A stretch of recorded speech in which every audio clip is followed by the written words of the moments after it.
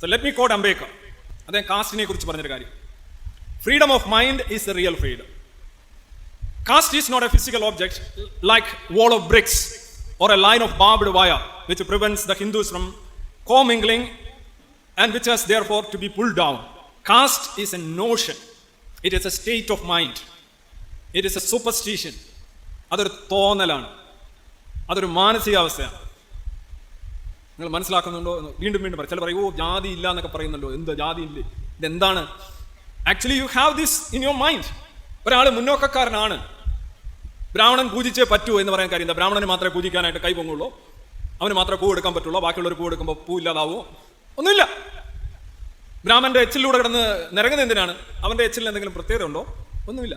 ഇതെല്ലാം ഉണ്ട് എന്നുള്ള ആ നോഷൻ, ആ വാക്ക് നോഷൻ, തോന്നൽ, തോന്നൽ, അവിടെ നിങ്ങൾക്ക് ഫ്രീഡം ഉണ്ടാകുന്നില്ല.